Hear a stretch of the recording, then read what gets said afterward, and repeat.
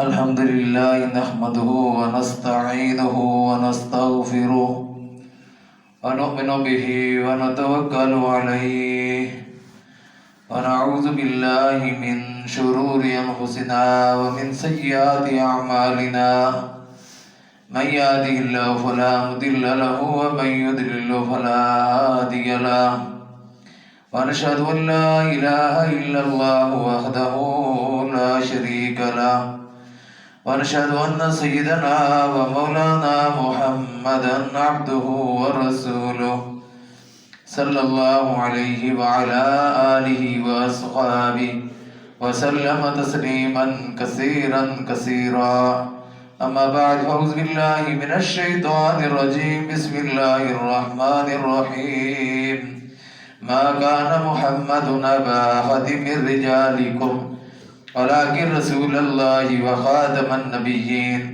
وكان الله بكل شيء عليما وقال النبي صلى الله عليه وآله وسلم أنا خاتم النبيين لا نبي بعدي نماز اچھی، روزہ اچھا، حج اچھا، زکوٰۃ اچھی، مگر میں باوجود اس کے مسلمان ہو نہیں سکتا نہ جب تک کٹ مروں میں خواجہ اشرف کی حرمت پر خدا شاہد ہے کامل میرا ایمان ہو نہیں سکتا۔ حضرات گرامی قدر، السلام علیکم ورحمۃ اللہ وبرکاتہ۔ میں نے آپ کے سامنے قرآن مجید کی ایک آیت اور حضور صلی اللہ علیہ وسلم کا ایک ارشاد پیش کیا ہے۔ اللہ سے دعا ہے مجھے قرآن و سنت کے مطابق بیان کرنے کی اور مجھے اور آپ کو سن کر عمل کی توفیق نصیب فرمائے۔ ختم نبوت کا مسئلہ انتہائی حساس ترین مسئلہ ہے، بڑا سنگین مسئلہ ہے۔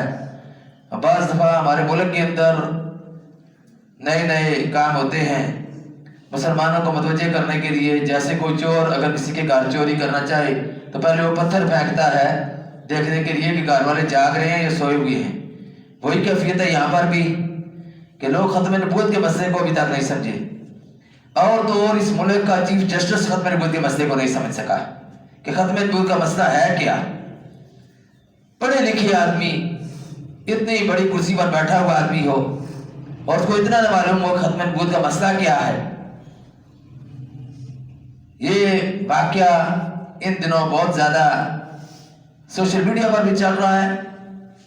علماء آج ساری جن کی تمام فرقوں کے علماء اسی پر گفتگو کریں گے کہ لوگوں کو خبردار کیا جائے، لوگوں کو آگاہ کیا جائے، ہر ایک آدمی کو معلوم نہیں ہوتا۔ احمد مبارک قادیانی ہے جو ربوہ سے تعلق رکھتا ہے، اس نے کافی عرصہ پہلے مختلف قسم کے جو نیچے والی عدالتیں ہیں، ہائی کورٹ وغیرہ اور باقی عدالتیں، سپریم کورٹ کے علاوہ اس میں اس نے مقدمہ پیش کیا کہ ہمیں تبلیغ کی اجازت دی جائے، قادیانیوں کو، مرزائیوں کو تبلیغ کی اجازت دی جائے۔ اب ان کا لازم بات ہے تبلیغ کیا، ان کی تبلیغ یہی تو ہے کہ اللہ کے نبی صلی اللہ علیہ وسلم کے علاوہ مرزا غلام احمد قادیانی بھی اللہ کا نبی ہے، یہی تو ان کی تبلیغ ہے۔ اور وہ کیا تبلیغ چاہتے ہیں؟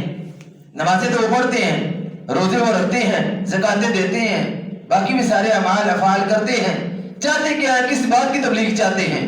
وہ چاہتے ہیں کہ ہمیں اس بات کی اجازت ہو جائے کہ ہم کھل کر تبلیغ کریں، اپنے عقیدے کو لوگوں پر واضح کریں، مرزائیت کو پھیلائیں۔ اب چیف جسٹس صاحب کو تو معلوم ہونا چاہیے کہ اگر کوئی آدمی قاضی فائز عیسیٰ چیف جسٹس کے عدالت کے باہر کرسی بچھا لے اور کہہ دے کہ میں بھی چیف جسٹس ہوں، اندر ایک چیف جسٹس فائز عیسیٰ ہے کہ میں باہر چیف جسٹس ہوں، تو کیا وہ اس کو برداشت کر لے گا کہ میرے علاوہ اس نے باہر فیصلے کرنے شروع کر دی ہیں؟ اللہ کے نبی صلی اللہ علیہ وسلم نے جب یہ بات فرما دی کہ انا خاتم النبیین لا نبی بعدی، میں آخری نبی ہوں، میرے بعد کوئی نبی نہیں۔ اب کسی دوسرے آدمی کو جو نبوت کا دعویٰ کر رہا ہو، حضور فرمائے میں آخری نبی ہوں، کوئی اور نبی کھڑا ہو جائے کہے میں آخری نبی ہوں، میں نبی ہوں، تو حضور صلی اللہ علیہ وسلم کو اس دعوے کے خلاف، اس بات کے خلاف یہ بات جاتی ہے یا نہیں جاتی؟ پھر یہی پاکستان ملک جو کلمے کی بنیاد پر حاصل کیا گیا تھا کہ پاکستان کا مطلب کیا، لا الہ الا اللہ، اس بنیاد پر حاصل ہونے والے ملک میں اس طرح کی باتیں ہوں تو قابل افسوس ہے۔ اللہ کے نبی صلی اللہ علیہ وسلم کے متعلق اس طرح کی یاوہ گوئی کوئی بھی کرے قطعی طور پر ناقابل برداشت ہے۔ اہل ایمان شمع رسالت کے پروانے فرزندان توحید کبھی برداشت نہیں کریں گے کہ اس طرح کر کے اللہ کے نبی صلی اللہ علیہ وسلم شان میں گستاخی کی جائے. کیوں اجازت دی جائے کسی کو؟ یہی پاکستان ہے. 7 ستمبر 1974 کو اسی ملک پاکستان میں متفقہ طور پر قرارداد منظور ہوئی کہ مرزائی قادیانی کافر ہے. پھر کچھ اور شکیں پاکستان کے آئین کی وہ شکیں ہیں. اب اگر پاکستان کے آئین کی ان شکوں کو جو چیف جسٹس صاحب ہوں وہ ان کے مطابق اگر فیصلہ نہیں کرتے تو اس میں ہمارا قصور تو نہیں ہے. چاہیے تو یہ کہ وہ بھی معلوم ہے ان کو کہ پاکستان کے قانون کی 298 سی اور 298 بی میں کیا لکھا ہوا ہے. مرزائی اپنے آپ کو مسلمان نہیں کہلوا سکتا، یہ بات اس میں درج ہے. اپنے آپ کو مرزائی مسلمان نہیں کہلوا سکتا. اور دوسرا یہ کہ مرزائی مذہب کے طور پر اسلام کو نہیں استعمال کر سکتا. اور تیسرا یہ کہ وہ تبلیغ نہیں کر سکتا. چوتھا یہ کہ وہ اپنے جو اس کے مذہب کی چیزیں ہیں جیسے ہم مسجد کہتے ہیں، قرآن مجید کہتے ہیں، حج کہتے ہیں، عمرہ کہتے ہیں، خانہ کعبہ وغیرہ، وہ یہ اصطلاح نہیں استعمال کر سکتا. اس پر پابندی ہے، وہ نہیں استعمال کر سکتا. تو کیوں اس کو اجازت دی جائے؟ پھر اتنی بڑی جسارت جرت دیکھیں آپ. میڈیا کو اندر ڈیوائس لے جانے کی، کیمرے لے جانے کی اجازت نہیں ہے. لیپ ٹاپ لے جانے کی اندر اجازت نہیں ہے. وکیلوں کو اندر اجازت نہیں ہے کہ کیمرے لے کر جائیں، ڈیوائس لے کر جائیں، لیپ ٹاپ لے کر جائیں. لیکن جو اس دن باہر کے ملکوں کے نمائندے آئے تھے وہ اندر لیپ ٹاپ اور کیمرے لے کر گئے ہیں، موبائل بھی لے کر گئے ہیں، سب کچھ لے کر گئے ہیں. یہ کیا ہو رہا ہے اس ملک کے ساتھ؟ آخر بیرونی طاقتوں کی اس ملک پر نظریں ہیں.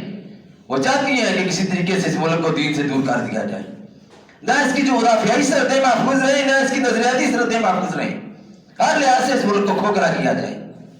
یہ ایک سازش اور پلان کے تحت سب کچھ ہوتا ہے اور کچھ بھی نہیں. دنیا جانتی ہے کہ کتنے لوگوں نے قربانی دی. 1953 میں ہزاروں کے حساب سے لوگ شہید ہوئے، گولیاں چلتی رہی، مذہبیوں کے ساتھ لڑائیاں ہوئی، لوگوں کی فائر ہوئے، لوگ اغوا ہوئے، اور لوگوں نے قربانی اتنی بڑی دی، اتنی بڑی قربانی دی 1953 میں، 1953 میں کہ اس کا کوئی اندازہ کر ہی نہیں سکتا. پھر مولانا مودودی رحمۃ اللہ علیہ نے کتاب لکھی تھی قادیانی مسئلہ. یہ کتاب ہے قادیانی مسئلہ. اس میں ہمارا مشورہ ہے چیف جسٹس صاحب کو بھی، وہ بھی اس کتاب کا مطالعہ کریں. اس میں ذمیوں کے ایک حقوق موجود ہیں کہ کون سے ذمی ہیں، ذمیوں کی قسمیں کتنی ہیں، ان کے حقوق کتنے ہیں، یہ مرزائی ذمی ہے یا نہیں ذمی. اقلیتی قوموں میں ان کا شمار نہیں. ان کا تو کوئی مذہب ہی نہیں. جن کا کوئی مذہب ہی نہیں، نہ ہندو مذہب ہے ان کا، نہ سکھ مذہب ہے ان کا اسلام مذہب، تو ہم ان کو کہتے ہیں کہ نہیں تمہارا یہ مذہب. جن کا مذہب ہی کوئی نہیں، نہ ہی کوئی فرقہ ہے، نہ ہی کوئی اقلیت ہے، بلکہ ایک بہت بڑا فتنہ ہے، فتنہ قادیانیت ہے. تو اس فتنے کے خلاف آواز اٹھانا ہر مسلمان کی ذمہ داری. یہ فرقہ نہیں ہے. مسلمانوں کے درمیان پھر اس سے آپ اندازہ لگائیں کہ بیرونی طاقتوں کو کتنا اس مسئلے کے ساتھ اختلاف ہے ہمارے اس مسئلے کے ساتھ، کہ وہ مکمل طور پر ان کو پروٹوکول دیتی ہیں، ہر قسم کا ان کو تحفظ دیتی ہیں. کوئی بھی گستاخی کرے حضور صلی اللہ علیہ وسلم کی شان میں، باہر کے ملک، یورپی ممالک، وہ ان کو پناہ دینے کے لیے تیار ہیں. وہ پہلے پناہ دیں گے، ویزا لگے گا اسی وقت باہر چلے جائیں گے. لیکن اللہ کے نبی صلی اللہ علیہ وسلم جب عزت کا مسئلہ آ جائے، حرمت کا مسئلہ آ جائے، اہل ایمان کو خاموش نہیں بیٹھنا چاہیے. اہل ایمان کو اپنے جذبات کا اظہار کرنا چاہیے، جس طرح بھی کریں. معلوم ہونا چاہیے کہ مسلمان قوم مردہ قوم نہیں ہے. ابھی اس مسئلے پر مسلمان قوم مر سکتی ہے. کسی بھی پارٹی کا آدمی ہو، کسی بھی فرقے کا آدمی ہو، کلمہ پڑھنے والا مسلمان ہو، وہ اس کو کبھی برداشت نہیں کر سکتا. انتہائی سنگین قسم کا مسئلہ ہے جس کو انہوں نے چھیڑا ہے اور 25 کروڑ عوام کے دلوں کو زخمی کیا ہے.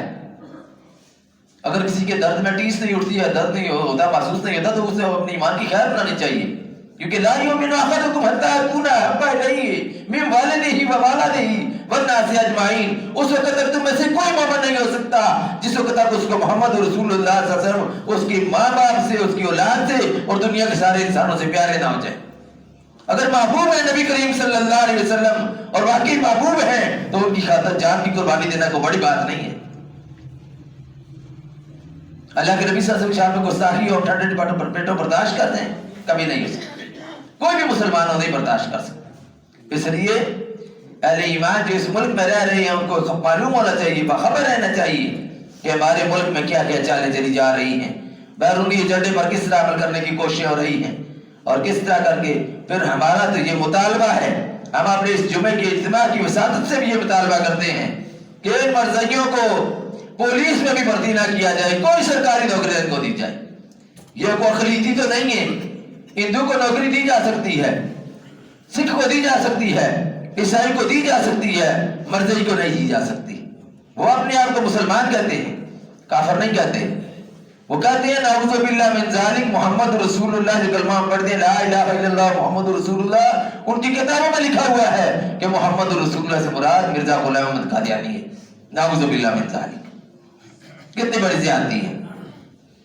کلمے کو بھی آپ طرف لیں گے کہ ہمارا کلمہ جو ہے یہ ہے، وہ اس سے مراد ہماری مرزا غلام احمد قادیانی ہے۔ ان کے لٹریچر میں موجود ہے، ان کی کتابوں میں موجود ہے یہ بات۔ اگر ہم نے ان کے لٹریچر کا مطالعہ نہیں کیا تو ہماری اپنی کمزوری ہے، اور بڑی کمزوری ہے یہ۔ مسلمانوں کو کم از کم ختم نبوت کے مسئلے کا تو پتہ ہونا چاہیے کہ کس طرح کر کے لوگ ڈاکہ ڈال رہے ہیں ختم نبوت کے مسئلے پر۔ اور مسلمانوں کو جب یہ مسئلہ پتہ ہوگا پھر وہ احتیاط برتیں گے، سمجھ جائیں گے کہ واقعی اس مسئلے کے یہ بڑا سنگین مسئلہ ہے۔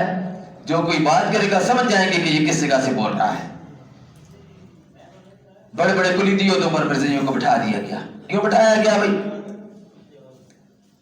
قطعی طور پر ان کے پاس کوئی عہدے نہیں ہونے چاہیے، کوئی کلیدی عہدے ان کے پاس نہیں ہونے چاہیے۔ فوج میں ان کی بھرتی بند ہونی چاہیے، سرکاری سطح پر ان کی بھرتی بند ہونی چاہیے، ان کو ملازم نہیں رکھنا چاہیے۔ وہ اس ملک کے دشمن ہیں، وہ آئین پاکستان کے دشمن ہیں، وہ اسلام کے دشمن ہیں، ختم نبوت کے دشمن ہیں۔ مسلمانوں کو کہتے ہیں، وہ کہتے ہیں کہ جو مرزا کو نبی نہیں مانتے وہ کجریوں کی اولاد ہے، ان کے لٹریچر میں موجود ہے، ان کی کتاب وغیرہ موجود ہے۔ وہ اتنا سخت الفاظ مسلمانوں کے لیے استعمال کریں کہ ہمارے نبی کو جو نہیں مانتا، کیونکہ اس کو وہ نبی مانتے ہیں۔ اور یہ مسئلہ تو سب کو معلوم ہی ہے، سچے نبی کا انکار کرنے والا کافر ہے، سچے نبی کا انکار کرنے والا کافر ہے، اور اس طرح جھوٹے نبی کو ماننے والا بھی کافر ہے، جھوٹے نبی کو ماننے والا بھی کافر ہے۔ یہ مسئلہ موٹا سمجھ لینا چاہیے، اور یہ بھی سمجھ لینا چاہیے کہ وہ مسلمان ابوبکر صدیق رضی اللہ تعالیٰ عنہ کے دور میں مسلمہ کذاب نے جب دعویٰ کیا تھا، حضور کے زمانے میں ہی دعویٰ اس نے کر دیا تھا مسلمہ کذاب نے، یہی ذانے ہوتی تھی شہادت ان محمد رسول اللہ، یہی کلمہ پڑھتے تھے لا الہ الا اللہ محمد رسول اللہ، قرآن میں یہی پڑھتے تھے۔ مسلمہ کذاب نے خط لکھا اللہ کے نبی صلی اللہ علیہ وسلم کی طرف کہ میں بھی آپ کے ساتھ نبوت میں شریک ہو گیا ہوں۔ اللہ کے نبی صلی اللہ علیہ وسلم کہ نہیں، ایسا نہیں ہو سکتا ہے۔ لیکن آپ سب کے وصال کے بعد جب جنگ ہوئی اس کے ساتھ، جنگ یمامہ ہوئی، ابوبکر صدیق رضی اللہ عنہ نے لشکر تیار کیا، صحابہ کرام 1200 کی تعداد میں شہید ہوئے۔ اتنی بڑی تعداد صحابہ کرام کی کبھی شہید نہیں ہوئی۔ کتنی جنگیں ہوئی ہیں، جنگ بدر ہوئی، خندق ہوئی، احد ہوئی، خیبر ہوئی، حنین ہوئی، بے شمار جنگیں ہوئی۔ اللہ کے نبی صلی اللہ علیہ وسلم زندگی میں 83 جنگیں تو حضور صلی اللہ علیہ وسلم نے خود لڑی ہیں، لیکن اتنی بڑی تعداد میں مسلمان شہید نہیں ہوئے۔ 1200 حافظ قرآن قاری صحابہ کرام جنگ یمامہ میں شہید ہو گئے۔ یہ جنگ یمامہ مسلمہ کذاب کے خلاف لڑی گئی تھی، مسلمہ کذاب اور اس کے ساتھیوں کے خلاف۔ بالکل ایسا ہی رویہ تھا ان کا جو آج مرزائیوں کا رویہ ہے۔ وہ مسلمہ کذاب تھا، یہ مرزا غلام احمد قادیانی ہے، نام کا فرق ہے، کام وہی ہے۔ جو مسلمہ کذاب اور اس کے ساتھی کام کر رہے تھے وہی کام یہ کر رہے ہیں۔ تو اگر ان کے خلاف جہاد فرض تھا تو وقت کی حکومت کا یہ فرض ہے کہ ان کے خلاف اعلان جہاد کرے۔ یہ بات تو ضرور ہے، خوش قسمت ہے اس لحاظ سے ذوالفقار علی بھٹو، اس لحاظ سے خوش قسمت ہے کہ اس کے دور میں مرزائیوں کو کافر قرار دیا گیا۔ لیکن وہ جو 217 ارکان تھے قومی اسمبلی کے 18 ارکان کے علاوہ، 8 ارکان دوسرے تھے، 217 تھے، 8 وہ تھے جنہوں نے یہ بل پیش کیا، اور ان میں مذہبی فرقوں کے لحاظ سے بھی لوگوں نے کوئی لحاظ کیا کہ فلاں فرقے کا ہے۔ دیوبندیوں میں سے مفتی محمود رحمۃ اللہ علیہ बरेलियों में से शाह अहमद दुरानी रहमतुल्लाह अलैह, जमात इस्लामी से प्रोफेसर गफूर अहमद रहमतुल्लाह अलैह, इन्होंने कोशिश की और बिल पेश किया। मुफ्ती महमूद रहमतुल्लाह अलैह आगे आगे थे, वो इसके सारे इनके इस काम को चलाने वाले थे। उन्होंने बात की, बिल पेश किया असेंबली में, तो भुट्टो साहब ने कह दिया कि जी ये बिल तो आपने पेश कर दिया, लेकिन उनका बंदा तो यहाँ पर नहीं है। मुफ्ती महमूद साहब ने कहा कि स्पीकर साहब आइंदा इजलास जब बनाए तो उसको मिर्जा नासिरुद्दीन को बुला लें, मिर्जा नासिर को बुलाएं। अब अगला इजलास की कार्रवाई बंद हुई, अगला इजलास हुआ, मिर्जा नासिर आ गया। हमारे मुसलमान तो शक्ल सूरत देखकर तो खा जाते हैं। अब मिर्जा नासिर कैसे आया? पगड़ी सुन्नत के मुताबिक बांधी, आज भी उन्होंने बांधी होती है। वो मिर्जा मसरूर है आजकल इनका बड़ा, पगड़ी उसी तरह बांधी होती है जैसे पता चला बड़ा सुन्नत पर अमल करने वाला है। सफेद लिबास, सफेद वास्कट, सफेद पगड़ी बांधी हुई। जब वो असेंबली के अंदर दाखिल हुआ, वो असेंबली का मेंबर नहीं था, उसको बुलाया गया था। मुफ्ती महमूद साहब ने कहा कि इसको बुलाओ, यहाँ पर बात होगी सबके सामने। बुलाया गया। वो जब अंदर दाखिल हुआ तो देख कर सारे हैरान रह गए। और भुट्टो साहब ने कह दिया कि मुफ्ती साहब आप इसको काफिर कह रहे हैं, ये तो बहुत बड़ा मुसलमान मौलवी नजर आ रहा है, आप इसको काफिर कह रहे हैं। लेकिन जब 4 पॉइंट पर बात हुई इसके साथ, मुफ्ती साहब ने उसके सामने निकाल पेश किए, बात की, वो बिल्कुल लाजवाब हो गया और मबूत होकर रह गया। उसी वक्त भुट्टो साहब के ये अल्फाज थे कि ये और तो सब कुछ हो सकता है लेकिन मुसलमान नहीं हो सकता। तो फिर पूरी असेंबली ने मुतफिका तौर पर, उस वक्त असेंबली जो थी वो सुप्रीम कोर्ट ही बन गई थी, क्योंकि सारी असेंबली ने मुतफिका तौर पर पास कर दिया था कि मरज़ई काफिर है, मरज़ई का इस्लाम के साथ कोई ताल्लुक नहीं है। अब जो असेंबली के अंदर 8 अफराद थे, उनकी मेहनत और कोशिश से एक गोली भी नहीं चली, एक आदमी शहीद भी नहीं हुआ और बिल पास हो गया, मरज़इयों को काफिर करार दे दिया गया। ये है सालिहीन का असेंबलियों के अंदर होना। वरना 1953 में कोई भी असेंबली के अंदर नहीं था। वहां पर 10,000 से 20,000 तक अफराद जो शहीद हो गए थे गोलियां चलने की वजह से, मरज़इयों के खिलाफ एहतजाज करने की वजह से, क्योंकि मरज़ई को उस वक्त लोग मुसलमान ही समझते थे। आज भी बाज लोग बड़े जफिल गाल गा कर कहते हैं खुदा का खौफ करें, इनसे बाज रहें, बचे रहें, इनके साथ खरीदो फरोख्त, तिजारत, लेन देन, बैठना उठना मुसलमान का काम नहीं है। रोज़ा रसूल के अंदर अल्लाह के नबी सल्लल्लाहु अलैहि वसल्लम को कितनी तकलीफ होती होगी कि कलमा तो मेरा पड़ता है लेकिन इसके अंदर ईमानी गैरत, ईमानी हमीयत नहीं है, उनके साथ बैठता उठता है।